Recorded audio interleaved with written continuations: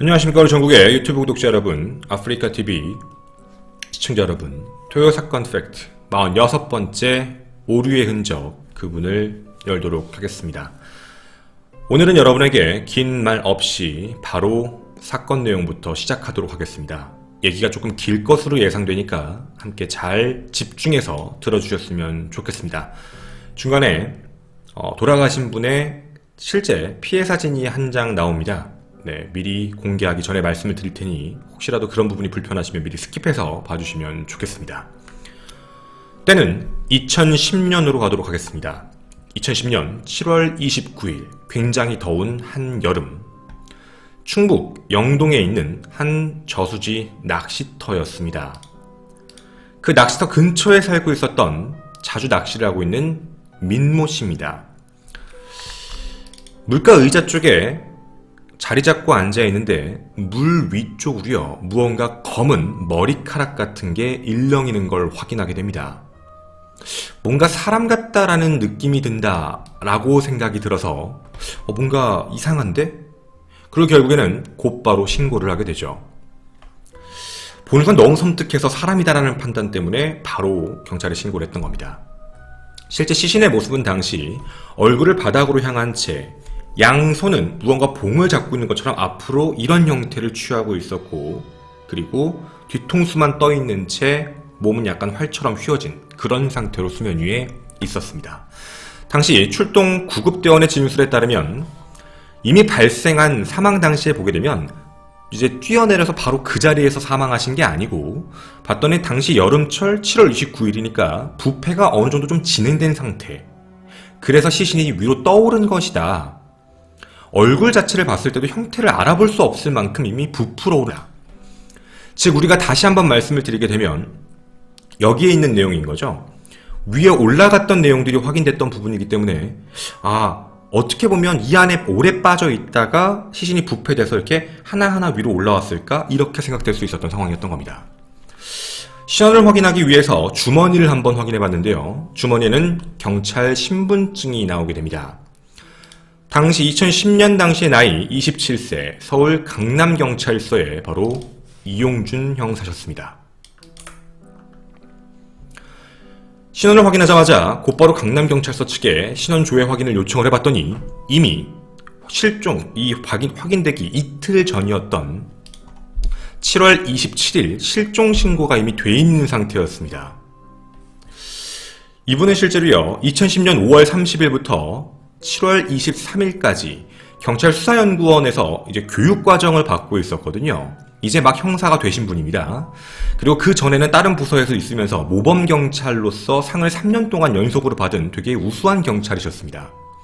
그리고 이렇게 정말 어이없을 정도로 시신으로서 확인된 겁니다. 지금 여러분에게 시신의 모습을 정확히 보여드리고 싶은 이유는 이 모습 그대로 발견된 겁니다. 손을 앞으로 하고 있다는 것도 잊지 않아 주셨으면 좋겠습니다. 바로 이 장소에서 말입니다. 자, 우리가 몇 가지 저도 자료를 좀 더 보완해야 된다라고 생각했습니다. 이 저수지에 이분이 나타난 거니까 어떻게 그렇게 나타났을까는 좀 두고요. 우리가 좀 주목해서 첫 번째로 생각해야 될 부분은 저수지 자체에서 사망하신 걸까, 아니면 그 외에서 사망하시고 이쪽으로 오신 걸까에 대한 문제였습니다. 왜 이런 의심점이 조금 들었냐면 이 저수지 낚시터가 좀 문제인데요. 여기는 댐 형식이 아닙니다. 주변에 댐이 있는 게 아니고 그냥 고여있는 하나의 저수지 물이기 때문에 실제로 물의 순환 자체가 없습니다. 물의 순환이 아예 없다라는 얘기는 뭐냐면 아예 물이 정체되어 있는, 그러니까 어서가 떠내려올 가능성은 전혀 없다는 거죠. 근데 여러분이 지금 보시면 바로 앞에서 발견됐습니다. 약 2, 3m. 떠내려올 상황은 없는데 바로 앞에서. 그리고 당시 구급대원이 진술에 따르면 자기가 직접 들어가서 꺼냈다고 합니다. 왜냐면 여기는 너무 깊지가 않으니까. 실제로 이 저수지에 완전 끝부분 쪽에 가보면 4m 정도 되는 깊이가 있기는 한데 거기하고 여기하고는 유수도 없고요. 거기서 여기까지 흘러내려올 어떠한 이유도 없습니다. 즉 물의 흐름상으로 봤을 때 누군가가 빠져서 자살했거나 사망을 했다면 지금 여러분이 보이시는 이 앞 2, 3m 앞에서 빠졌고 여기서 이제 익살하셨고 이 안에서 가라앉아 있다가 나중에 부패가 진행되면서 위로 올라왔다 라고 이야기하는 게 맞습니다. 근데 이상하지 않습니까? 만약에 자살이라는 가정을 두고 생각을 해보면 자신의 구급대원이 자신의 몸에 들어가도 가슴 정도 높이 밑으로 오는 한 150 정도 되는 수심에서 자기가 일부러 몸을 웅크리고 들어가서 숨을 안 쉬고 참으면서 사망을 했다. 어떻게 보면 되게 이상한 얘기거든요. 그리고 문제는 이 낚시터가 원래 사람이 없던 낚시터도 아닙니다. 실제로 이 당일날에도 한 8명 정도, 전날도 8명, 계속 한 20명 정도 되는 사람들이 왔다 갔다 했던 곳이었는데 그 전날까지도 확인이 안 됐던 사람이 왜 갑자기 아침에 보였을까? 떠내려온 것도 아닌데 어떻게 보면 되게 이상한 논리점이 안 맞는 부분이었죠. 그런데 당시 최초 보도가 됐던 보도자료에 의하면 언론에 이런 발표가 납니다. 이용준 형사가 자살을 했다. 자살에 대한 근거는 뭐냐면 평소 말수가 좀 적고 내성적인 성격이다. 최근에 여자 문제로 고민을 토로한 적이 있다 라는 기사가 뜨고 자살로서 이야기가 나오게 됩니다. 근데 이 부분에 대해서도 유족들이 처음에는 반발하지 않았던 이유가 뭐였냐면 실제 유족들 진술에 따르면 경찰이 처음에 유족에 와서 이렇게 얘기를 했다고 해요. 신문사 같은 언론사에서 와서 강력계 형사가 자살을 했다고 하면, 그러니까 이제 저수지에서 죽었다고 하면 이게 뭔가 사건을 캐다가 이렇게 된 거 아니야? 라는 의심점들이 자꾸 나오다 보니까 말이 커진다. 그렇게 되면 막 개인정보 다 캐야 되니까 이러면 좀 문제가 생길 수도 있으니까 일단은 여자 문제로 얘기를 하고 나중에 다시 한 번 더 조사를 하자라고 얘기를 전달했다고 합니다. 그래서 당시에 당연히 자신의 아들이 근무했고 자신의 자식이 근무했던 경찰서니까 그 말도 어느 정도 일리가 있다라고 생각을 하고 경찰을 이제 그 직장을 믿은 거죠. 알겠다라고 했는데 문제는요. 여자 문제라고 보도자료가 나가고 그리고 그 이유에 대해선 어떠한 번복도 없이 그대로 한 달 만에 내사 종결 처리를 하게 됩니다. 즉 이 사건은 지금 여러분이 보시는 이 형사의 자살 사건으로 종결이 되게 됩니다. 유족들은 억울하죠. 실제로 통화 기록을 봤는데 여성과의 기록도 없습니다. 최근에 여성하고 연락한 기록도 없고요. 더더군다나 문제는 경찰 일을 하고 나서 3년 내내 아까 모범경찰이라고 말씀도 드렸고 그리고 금전적인 문제도 없었습니다. 재산에 아무 문제도 없었고요. 되게 착실하게 잘 살고 있던 사람인데 갑자기 자살로 어떠한 근거도 없이 종결 처리를 한 거죠. 당연히 이렇게 문제가 터지다 보니까 억울했던 유족은 몇 가지 주장을 하기에 이릅니다. 첫째 바로 행적에 대한 문제였습니다. 행적이 어떤 문제였냐면 이렇게입니다. 실제로 그날 당시의 행적을 보게 되면 서울 강남경찰서에서 충청북도 영동군에 있는 저수지에서 시신으로 발견됐잖아요. 근데 그쪽으로 간 게 아니었습니다. 실제로 확인을 해봤는데 차량에서 발견됐던 내비게이션에 보게 되니까 실제로 당시에 찍었던 해당 목적지는 충청북도 영동군이 아니고요. 부산에 있는 한 자동차 정비업체, 엄청 큰 곳입니다. 이제 좀 없어질 걸로 알고 있는데 그 부산 G 회사 있잖아요. 그 회사 정비업체입니다. 약 직원이 100에서 200명 정도 되는 되게 대규모의 이제 정비업체거든요. 근데 거기에 대해서 내비게이션이 찍혀 있습니다. 죽으려고 가는 사람이 왜 내비게이션을 찍고 가다가 그것도 목적지에 도착하기도 전에 왜 갑자기 저수지에 가서 자살하느냐? 그 이유가 뭔데? 에 대한 문제점도 있었고요. 그리고 하나 더, 유서라던가 자살 징후, 어떠한 증거도 없습니다. 어떤 것도요. 그리고 두 번째입니다. 경찰이 주장하고 있는 게 처음부터 끝까지 똑같은 게 폐에서 플랑크톤이 나왔습니다. 그러니까 자살이죠.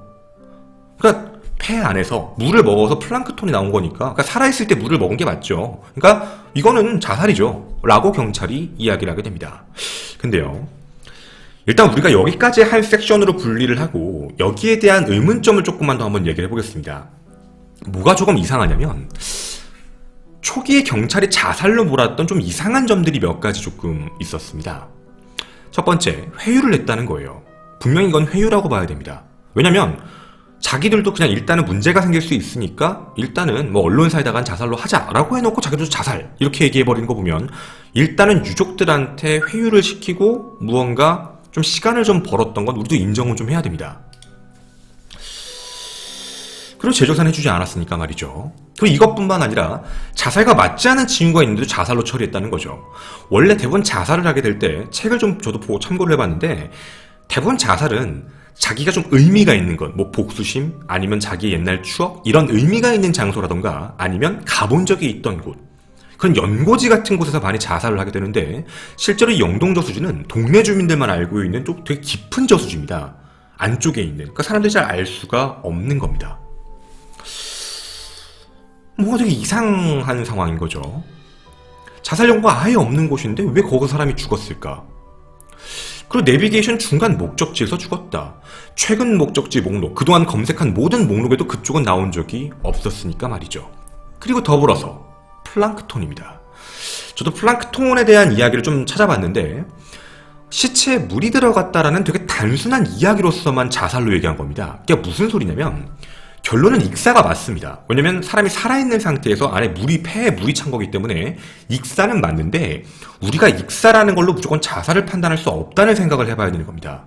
익사도 종류가 많거든요. 자살, 타살, 사고사 혹은 실족사. 그냥 걷다가 우연히 빠져서 돌아가신 실족사일 수도 있고 우연한 사고로 인해서 돌아가신 걸 수도 있고 진짜 누군가에 의해서 어떻게 물고문 같은 걸 당하다가 들어가서 사망하셨을 수도 있고 이건 정말 아무도 알 수 없는 거거든요. 우리가 사인은 익사라는 건 인정은 하겠지만 그게 무조건 자살로 연관된다는 게 말이 안 됐다는 겁니다. 플랑크톤 하나 가지고 말이죠. 자, 우리가 지금 시신을 발견한 입장에서만 그리고 이분의 평상시의 모습과 그리고 유족과 했던 얘기, 경찰의 발표 거기서만 봐도 사실은 이건 앞뒤가 좀 안 맞는 상식적으로 봤을 때 말입니다. 우리가 인정할 수 없어요. 우리가 인정할 수 없으면 유족들은 더더욱 인정할 수 없었을 겁니다. 그런데요. 여기서만 이상한 게 끝나는 게 아닙니다. 제가 몇 가지 더 얘기를 해드리겠습니다. 이어서 생긴 또 다른 행적들이 하나 나오게 되는데요. 이제 사건 발생 전으로 좀 가보겠습니다.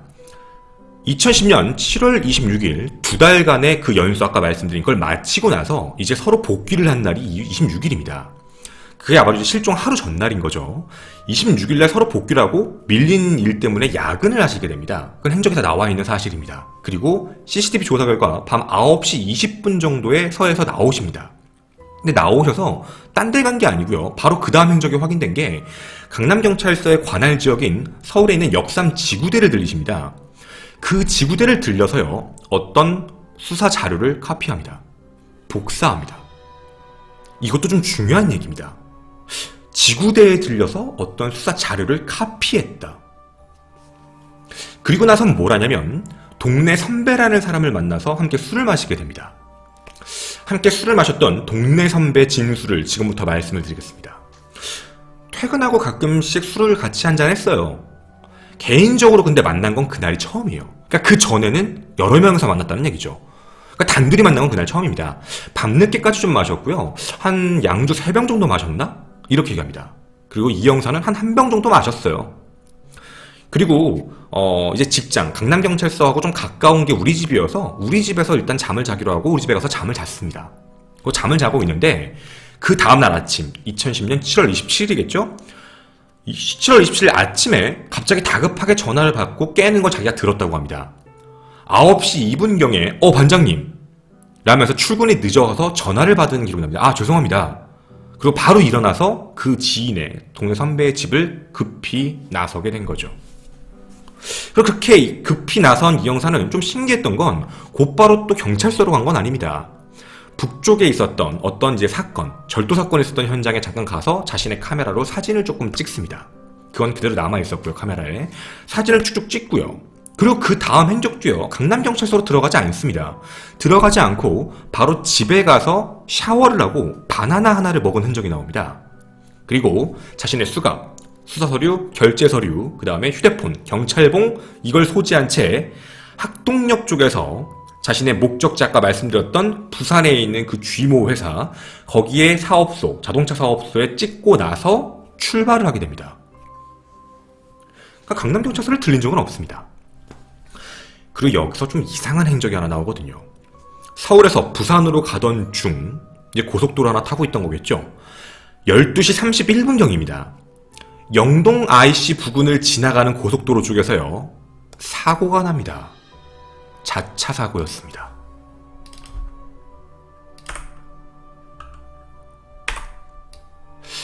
바로 이 형사의 차량에 사고가 났던 건데요.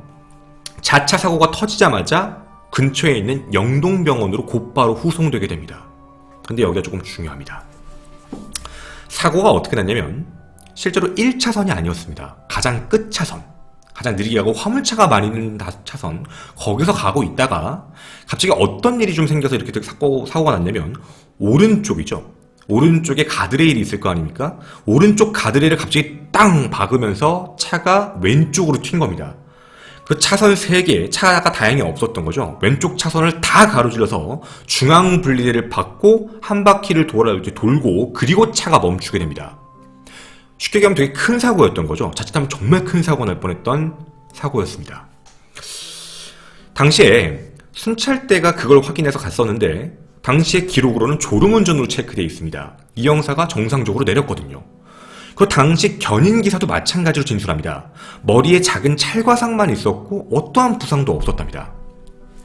차량 대파였는데 에어백도 터지고 했으니까 실제로 당사자는 그렇게 큰 문제가 없어서 딱 보고 119까지는 부를 필요가 없을 것 같다라는 생각이 들어서요. 레카가 대신 영동병원으로 데려다 준 건데 이 레카 기사가 조금 이상한 얘기를 합니다.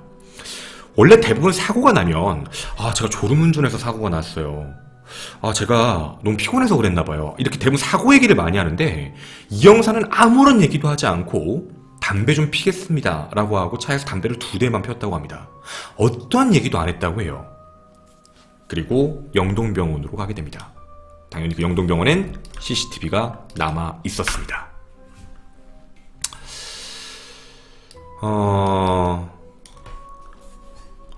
그리고 한 가지 확실한 건 큰 부상은 아니었습니다. 누구의 부축도 아니고 혼자 들어오셨거든요. 그래서 도시자마자 피도 뽑고 그 다음에 CT도 찍고 병원의 지시를 다 잘 따르고 계셨다고 합니다. 근데 갑자기 검사가 다 끝나고 나서 화장실을 좀 가겠다라고 간호사에게 얘기를 했고요. 간호사는 그러면 좀 모셔다 드릴 분하고 같이 가세요 라고 했더니 저 혼자 갈게요 이렇게 얘기를 했다고 합니다. 그래서 그런가 보다 하고 그냥 안내해주는 사람까지만 화장실 앞까지만 데려다주고 왔는데 그 이후에 안 들어오신 겁니다. 왜 그러지 하고 화장실을 가봤더니 링거를 빼고 사라지셨습니다. 그 시간은 1시 47분이었습니다. 당연히 병원도 의심을 하게 됩니다. 뭐라고 의심했냐면 음주구나. 왜냐면 음주 자차 사고는 보험 처리가 안 되니까요. 도주한 거구나. 영동경찰서도 당시에 이거 음주운전인가? 라고 생각했던 겁니다. 그러니까 자살 기기가 이거구나. 그러니까 음주운전을 해가지고 경찰인데 사고를 냈으니까 이거 나 큰일 났구나. 그래서 그 죄책감 때문에 자살한 것이겠지. 이렇게 생각을 했던 겁니다. 근데 여기에서도 좀 이상한 일이 하나 터졌습니다. 다음 날이었습니다. 7월 28일 낮 12시 45분쯤에 어떤 의문의 젊은 남자가 전화를 해서 이렇게 얘기합니다. 나는 이용준 씨 가족인데요. 이용준 씨 괜찮아요. 무서워서 도망갔습니다. 라고 원무과에 전화를 했습니다. 이 기록이 하나 나오게 되죠. 자, 여기까지가 사건의 당일의 흔적에 대해서 말씀을 드렸습니다. 이제 어느 정도 좀 얘기가 좀 정리가 되셨을 것 같은데 전날에 어느 선배하고 술을 먹었고 그리고 움직여서 같이 왔다라는 얘기거든요. 이제 몇 가지 조금 이야기를 해보도록 하겠습니다. 여러분, 아까 선배하고 술을 마셨다라고 얘기를 하게 되는데 평상시에 자주 만났던 사람은 아닙니다. 그리고 그날 단 둘이 술을 마셨다고 했거든요. 처음으로 단둘이 술을 마신 사람이 함께 같은 집에 가서 잠을 자게 됐다. 강남경찰서와 집이 가깝기 때문에 라고 얘기를 했습니다. 근데 이상한 건 말이죠. 강남경찰서와 그리고 이 형사의 집과 그리고 그 선배의 집은요 다 같은 거리입니다. 즉 형사의 입장에서 집에 가서 잠을 자도 큰 문제가 없거든요. 그리고 한 가지 더, 형사가 사실 아무리 너무 친한 사람이 아닌 이상 다른 사람의 집에 가서 잠을 잔다라는 게 그렇게 쉽진 않다고 합니다. 왜냐면 아까도 말씀드렸지만 수사 기록 파일 같은 것도 복사를 했고 자신한테는 이제 그 수사와 관련되어 있는 총이라든가 이제 지갑이라든가 수갑 같은 것도 분명히 있을 텐데 그거를 내놓고 그냥 잠을 잘 만큼 그 사람을 뭘 믿고 말이죠. 그리고 그렇게 인맥이 있는 사람도 아닌 건데 말입니다. 그리고 한 가지 문제점이 더 있었습니다. 9시 2분 반장님이 전화했다라는 겁니다.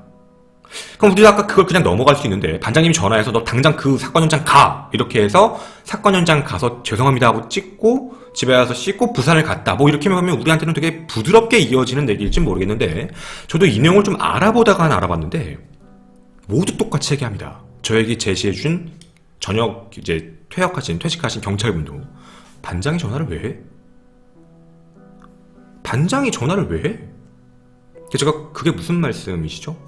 형사는 대부분 사수가 있어. 2인 1조거든. 2인 1조로서 움직이기 때문에 사수가 전화를 하지. 반장은 직급 자체가 너무 높아서 반장이 한 명 한 명 형사들한테 전화해서 너 왜 출근 안 해? 그리고 문제는 형사의 출근 시간은 대표적으로 정해져 있지 않아.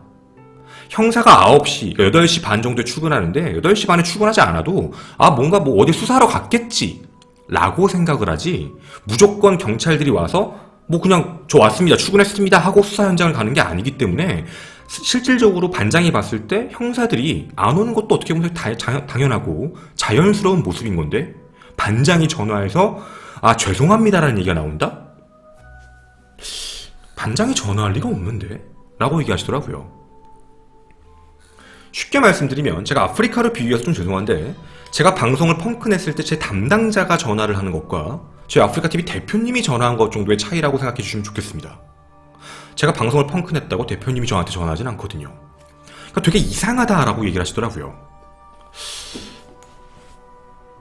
그리고요, 한 가지 더 문제가 있었습니다. 알코올 농도입니다.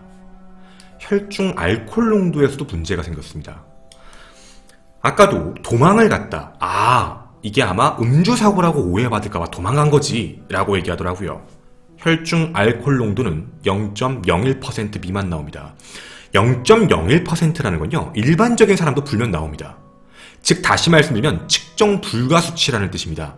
일반적인 사람도 나오기 때문에 0.01, 그거는 그냥 원래 뽑으면 나오는 수치, 즉 당시 음주운전은 아니었다는 겁니다. 그리고 한 가지 더, 경찰이거든요. 자기가 음주사고를 냈다라고 하면 절대로 병원에 가진 않죠. 왜냐면 가면 체열을 할 걸 알고 있기 때문에. 그리고 체열에서 만약에 그게 자신의 그 옛날 기록을 확인해서 실제로 술을 먹은 기록이 나와서 걸리게 되면 문제가 커지는 게 맞는데, 분명한 건 술을 먹은 기록이 없는 겁니다. 그럼 뭐가 하나 더 이상하지 않습니까? 선배가 술을 마셨다면서요. 3병을 양주 3병이라고 했습니다. 한 병을 이 형사가 먹었다고 했습니다. 새벽 3시까지요. 새벽 3시까지 양주 한 병을 마셨다. 그리고 9시에 일어났고 12시에 사고가 났고 12시 반에서 1시 사이에 체열을 했거든요. 일반적인 성인 남성이 자신의 알코올을 분해할 수 있는 능력은 이제 6시간 정도면 소주 반병이라고 합니다.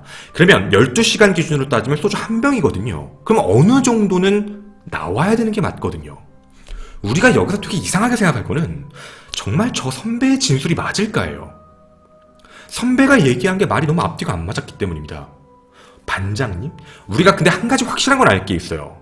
선배가 만약에 이걸 조작한 거라면 선배는 아마 경찰 내부에 대한 것들을 잘 모르는 사람, 반장님이 전화할 리는 없거든요. 그리고 하나 더, 반장님이 전화를 했다면 강남경찰서의 반장님에 대한 진술도 있어야 됩니다. 없습니다. 강남경찰서의 반장님이 전화를 실제로 했다 안 했다에 대한 부분에 대한 얘기가 아예 없습니다. 이상한 거죠. 자, 좋습니다. 그럼 분명히 부산으로 향했던 사람이었습니다. 근데 그 사람이 사고를 냈고 음주 때문에 도망간 것이다 라고 우리가 처음에 유추해봤지만 음주 때문은 아니었습니다. 이건 한 가지 확실한 거죠. 혈중 알코올 농도가 안 나왔으니까. 그러면 왜 그렇게 빨리 나가셨을까요? 부산에 가기 위해서? 정말 부산에 빨리 가기 위해서라면 택시를 탔겠죠. 글쎄요. 근데 가지 않았잖아요. 그리고 마지막으로 확인된 건 저수지입니다. 이 근처 저수지에서 발견되신 거죠. 여기까지도 우린 무언가 앞뒤가 안 맞는 선배의 존재, 그리고 그 선배의 진술을 믿는 경찰의 이야기도 좀 이상했고, 조사가 더 깊게 들어가지 않았던 점, 그리고 음주 때문에 자살한 것이다? 그것도 말이 안 맞는데 말입니다. 뭐라고 얘기해도 말은 맞지 않아요. 다음이요. 그리고 이 이야기 때부터 경찰은 슬슬 다른 이야기를 시작합니다. 이런 이야기죠. 자살의 계기는 여자 문제가 아니라 음주사고다. 그 죄책감 때문에 자살을 한 것이다. 실제 혈중 알코올 농도는 거의 안 나왔지만 실제 전날 자기가 술을 먹은 기억이 있기 때문에 혹시라도 그게 나올까봐 두려워서 두려움 때문에 자살한 것이다 라고 이야기를 합니다. 네. 만약 그랬다면 정말 치열할 필요가 없었는데 말입니다. 자, 그러면 우리가 지금 여기까지의 이야기만 다 보고 봤을 때 아마 지인의 이야기는 그렇게 신빙성이 있을까요? 함께 잤다라는 그 사람 말입니다. 자, 결국 유족들은 시신 부검에 대한 부분을 요구합니다. 부검 감정서를 내놔라. 당연히 요구해야 될 일이었습니다. 그리고 시신 부검 결과서에는 되게 이상한 내용들이 나옵니다. 전두 정부에 두피와 출혈이 있다 라고 적혀 있습니다. 이게 무슨 소리냐면 전두와 부두라고 정부라고 얘기하는 게 머리 이마 쪽과 정수리 부분 쪽에 그러니까 피가 났다, 출혈 기록이 있다, 안쪽 같은 혹이 났다라는 얘기죠. 골절은 따로 없었다. 그리고 뇌는 부패돼 있었고 시간이 좀 오래 지나서요. 폐에는 물이 들어가 있었다. 그리고 코 안쪽에도 물, 그리고 귀 뒤쪽에도 압력 때문에 피가 나왔다. 즉 전형적인 익사다. 전형적 익사의 증상이다 라고 이야기를 하게 됩니다. 익사를 판단할 수 있는 능력이 있거든요. 익사를 판단하는 기준이 몇 개 있는데 그 기준에 거의 다 부합했다. 폐에 물이 찼고 그리고 코 안쪽에도 물이 있었고 귀에서 압력 때문에 피도 나왔고 이건 익사다.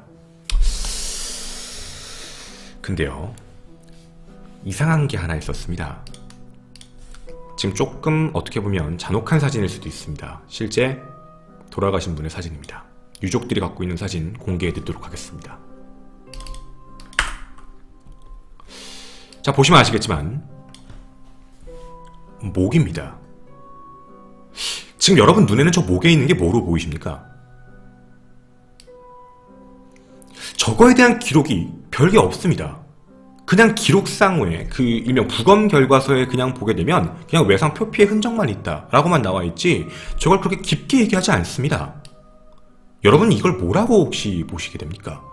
우리는 누가 봐도 누군가 뒤에서 목을 졸랐다. 그리고 이게 뭔가 반항하거나 몸을 틀어서 위아래로 뭔가 이렇게 쓸리는 적이 났다라는 걸 우리는 유추할 수 있는 게 사실이거든요. 근데요, 경찰이 이 부분을 인정하지 않은 이유가 뭐냐면 아니 뒤에서 목을 졸라서 죽였으면 목전 이 부분이 깨져서 사망을 하는데 이 부분은 안 깨졌어요. 깨진 게 아니거든. 그러니까 이거는 그냥 어디선가 뭐 물살이거나 어디서 쓸린 거겠지 이런 식으로 넘어갑니다. 이건 직접적 사인이 아니다. 사인은 익사잖아. 자살이라고. 어떤 이유로 어떻게 된 건지 모르겠지만 어쨌든 사인은 익사가 맞잖아요.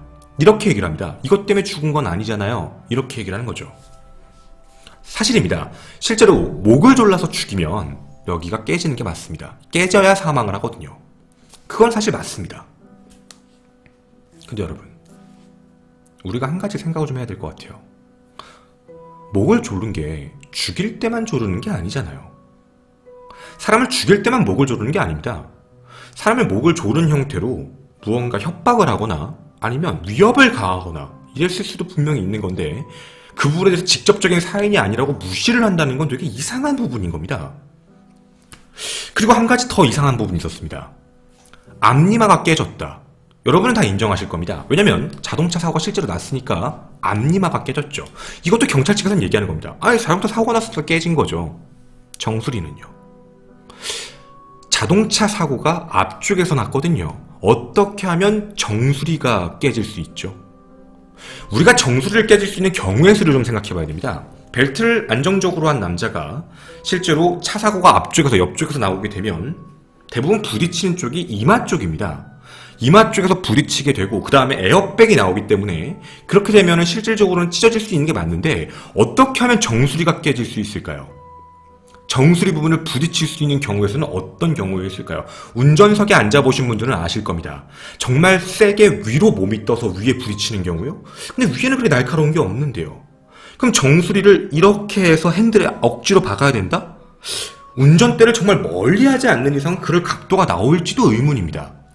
옆쪽으로 박았다요. 옆쪽으로 박을 때도 이렇게 박으면 옆이 깨집니다. 이렇게 해서 박는 경우는 되게 부자연스러운 자세가 맞습니다. 실제로 여기가 깨질 이유는 없죠. 그리고 한 가지 더. 약물 반응도 나타나게 됩니다. 시신엔 약물 반응도 있었는데요. 디펜히드라민이라는 약물이 나옵니다. 이 약물은 중추신경 안정제로서 나오는 건데요. 이게 아마 여러분들이 감기약으로 많이 처방받는 거 중요합니다. 아마 감기약 받으실 때 운전하시면 안 돼요. 많이 졸릴 거예요. 이렇게 얘기하시는 게 바로 이 약이거든요. 경찰도 이렇게 얘기합니다. 이 약 먹어서 졸음운전한 거네요. 그러니까 약이 검출이 됐는데 이 약 먹어서 졸음운전한 거예요. 이렇게 이야기를 합니다. 언제 먹었죠? 그리고요, 이 형사의 실제 그 의료기록부, 건강보험 기록부를 확인해 본 결과 약을 탄 흔적은 없습니다. 약 어디서 났죠? 그리고 한 가지만 더요. 이 약이 꼭 감기약에서만 나올까요? 아닙니다. 이 약 성분은 따로도 있습니다. 그리고 한 가지 문제입니다. 부검을 해봤는데요. 부검 결과입니다. 부검을 해봤더니 바나나 아까 먹었다고 했죠? 바나나는 이미 없었습니다. 즉 바나나는 이미 소화가 다 된 상태였던 겁니다. 사망 당시. 그러면 약물도 남았나? 알약을 먹었다면 말입니다. 없습니다. 바나나 이후에 먹었는데 없어요. 그리고 또 하나 더. 영동병원에서 그런 약을 처방한 적도 없습니다. 그리고 한 가지 더. 영동병원에서 저수지를 가는 길에도 약국은 없습니다. 물론 반대편에 약국이 한 두세 개 있는데 그 약국에서는 본 사람도 없습니다. 자, 의문점입니다. 정말 약일까요?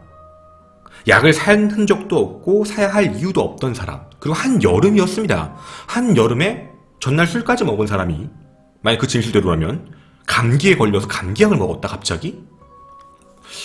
감기약을 먹어서 졸려서 사고가 났다? 글쎄요.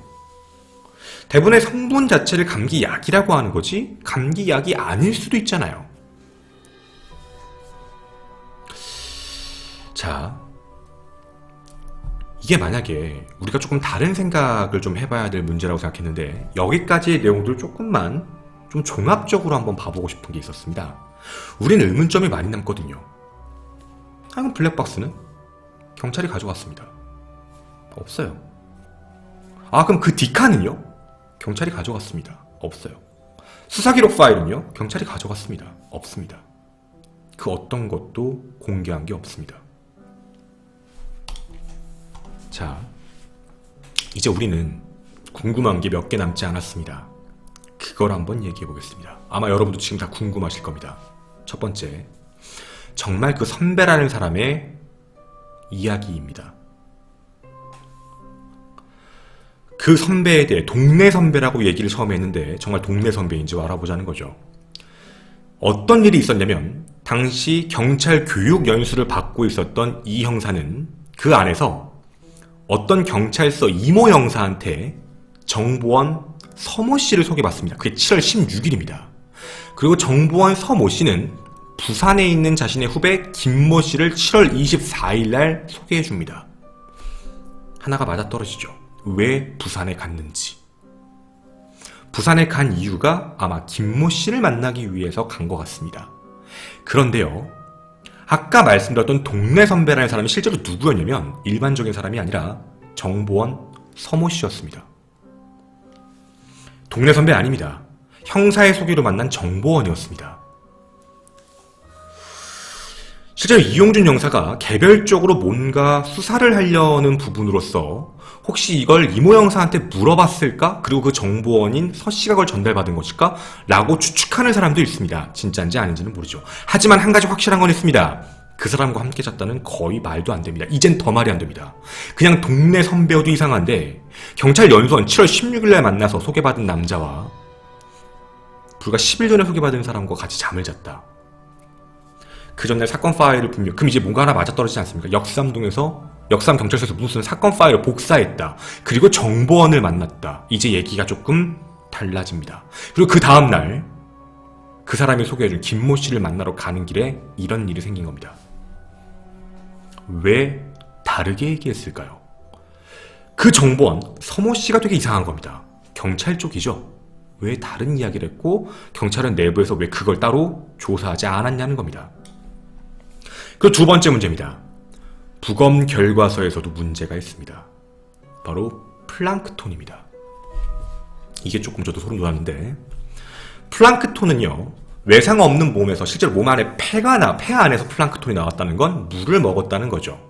하지만 실제로 저도 찾아봤는데 학계 내에서는 플랑크톤이 과학적 의미를 가진다라고 얘기하진 않습니다. 그러니까 그게 나왔다고 익사, 안 나왔다고 익사 이런 얘기가 아니에요. 실제로 플랑크톤은 폐에서만 발견이 됐거든요. 이것도 되게 이상한 겁니다. 실제로 플랑크톤이 폐까지 들어서 물이 차기 시작을 했다면, 익사의 전형적인 모습이랑 코에도 물이 찬다면 실질적으로 심장도 뛰기 때문에 몸 안에 있는 장기들에도 그 플랑크톤이 번져야 되거든요.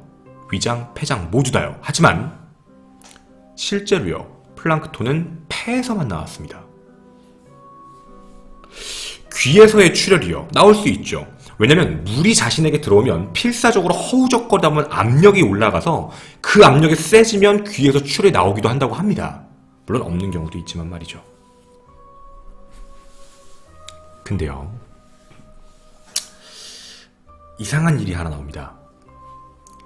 이 형사의 폐에서는요, 여러 가지들이 나오고 플랑크톤 나오지만 그 안에서는 디틸륨이라고 나오는 애가 확인됩니다. 디틸륨 아십니까? 디틸륨은 해수에서만 나옵니다. 바닷물에서만 나오는 게 디틸륨입니다. 폐 안에 플랑크톤에 바다 플랑크톤이 나온 겁니다.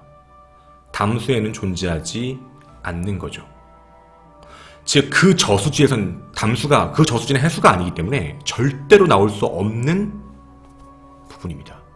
근데 이상하지 않습니까? 충청 영동 저수지는 담수가 아닌데 바닷물? 그러면 충청북도 영동이어서 서해바다, 동해바다, 남해바다?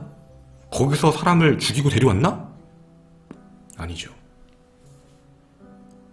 바닷물을 가질 수 있는 한 곳이 있습니다. 근처에 바닷가를 생각할 필요가 없습니다. 횟집. 횟집이요.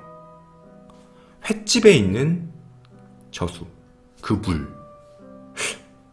횟집에 있는 그 물에 사람의 폐까지만 물이 들어가게 했다. 고문인가요? 물론 추측입니다. 물론 그냥 단순한 뇌피셜일 수 있습니다. 그냥 추측입니다. 그게 아니면 말이 안 맞으니까 말이죠. 네. 하지만 국과수에서는 이런 얘기를 합니다. 그거 우리가 옮겨 적다 디틸륨이 오타 난 거예요. 오타가 난다고요? 국과수에서 처음에 발표한 게 오타였다고요? 어떻게 그런 오타를 내죠? 말이 안 맞죠. 자, 이제 그러면 우리가 생각을 좀 해봐야 될 게 있습니다. 그러면 물고문을 당했다 치자. 근데 어떻게 귀에서 어떻게 피가 나와? 물고문을 당하면 사람을 죽인 건 아닐 수도 있는데 어떻게 그 정도까지 나올 수 있지? 압력은 물에서만 나오는 게 아닐 수도 있으니까 말이죠. 자, 누군가가 목을 졸랐다. 그 압력도 있을 수 있으니까 말입니다. 정수리가 깨졌다. 차 사고로는 나올 수 없는 부분이었다. 이상합니다. 자, 그 다음 우리가 갖는 세 번째 의문점. 목격자가 없다라는 겁니다. 아예 목격자가 존재하지 않습니다. 자, 이제부터 말씀드리겠습니다. 형사는 그러면 원칙적으로 말씀드리면 영동병원에서 나와서 저수지까지 어떻게 갔을까요? 어떻게 가죠? 갈 방법이 없지 않습니까? 택시밖에 없습니다. 아는 데가 아니니까. 그런데 영동 지역 모든 택시를 다 조회하고 찾아봤지만 실제 이 형사가 탄 택시가 없었습니다. 걸어갔을까요? 낙서로 걸어갈 수 있는 거리가 약 30분 거리인데 어딘지도 모르는데 혼자 30분 동안 걸어갔다요. 그리고 걸어가는 동안 그 누구에게도 발각되지 않았다요. 아니죠.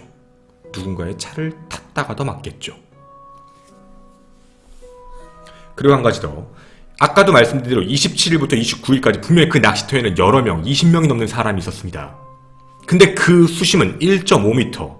누군가가 그 안에 빠져서 죽기는 어려운 곳. 그러면 우리가 지금 결론을 간단하게 내릴 수 있는 건 적어도 그 안에서 죽지 않았다.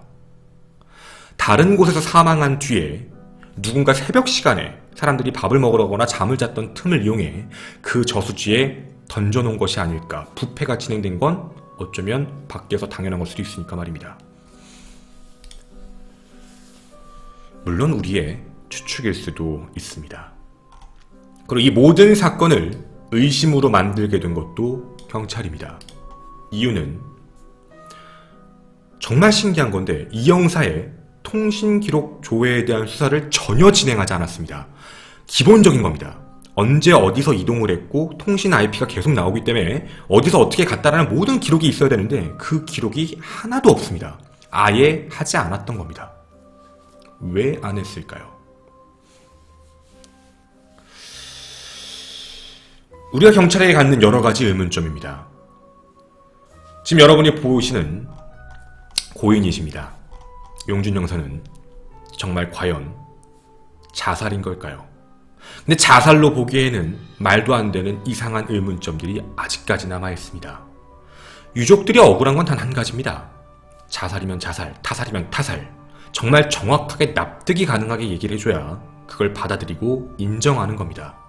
하지만 지금 이 사건은 누가 봐도 시작부터 끝까지 말이 하나도 맞지 않습니다.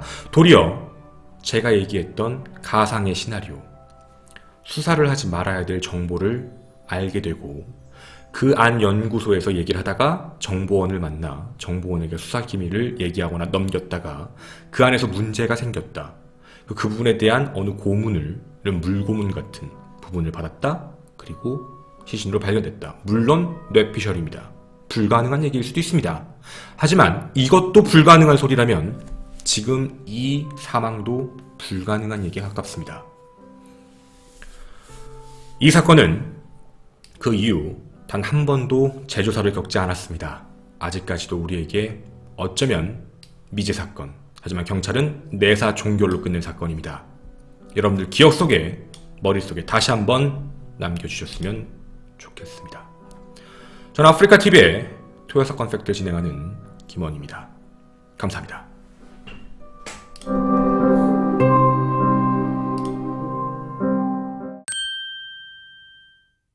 그냥 뒷이야기인데 어떤 부분이었냐면 당시 이 형사의 심리 상태를 들 수 있는 이제 여러 가지 주변인 친한 분들의 진술들이 나오게 되는데 되게 친했던 전모 씨예요. 친구예요. 이런 얘기를 했다고 해요. 자기 형사로서 발령받아서 갔을 때 2인 1조로 움직이잖아요. 근데 되게 안 맞는다 그랬대요.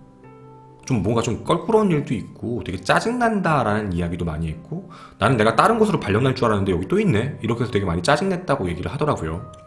그리고 실종 2달 전에 연수에 갔던 동료, 같이 연수를 다녔던 동료 형사도 뭐라 그랬냐면 나는 2인 1조인데 나는 조장이 없어.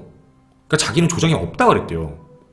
그래서 그 동료 형사가 아니 왜 넌 왜 조장이 없어? 그랬더니 나 약간 왕따인 것 같아. 이렇게 얘기했다고 하더라고요. 난 약간 왕따인 것 같다고. 난 지구대로 다시 가고 싶다. 난 되게 적성에 안 맞아. 라는 얘기도 했다고 해요. 네, 그런 얘기도.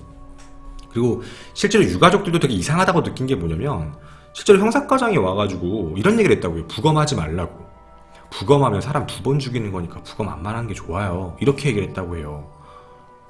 그리고 모든 서류도 다 가져갔고 자동차 에티카, 그 다음에 그 복사 서류, 네, 그것도 다 가져가서 디카 우리 아들 건데 왜 가져가요? 그 안에 경찰 자료 있으니까 가서 보고 다시 돌려드릴게요. 이렇게 얘기를 했다고 해요. 그래서 네, 이거는 좀 이상한 거죠. 그리고 경찰 내부에서의 이야기인데 이런 얘기예요. 자기가 지금 형사로 들어온 게 정말 마음에 안 든다라는 부분 있잖아. 나 형 정말 적성이 안 맞아. 이걸로 자살할 이유가 없다예요. 왜냐면 나도 그거 들었는데 형사는 경찰은 6개월마다 보직 변경 신청이 가능하대요. 그러니까 자기가 지금 형사가 너무 막 이렇게 마음에 이렇게 안 맞으면 좀 참고 6개월 있다가 이번에 안 됐으니까 6개월 뒤에 또 보직 신청을 해가지고 나 바꾸고 싶다. 이렇게 해서 보직 신청을 하면 되는데 왜 굳이 이게 힘들어서 자살을 했을까? 그러니까 이것도 자살의 동기로는 네, 그렇게 크지는 않다라고 얘기를 해서 저도 들었던 얘기 중에 또 하나예요. 그냥 뒷이야기로만 말씀을 좀 드린다면.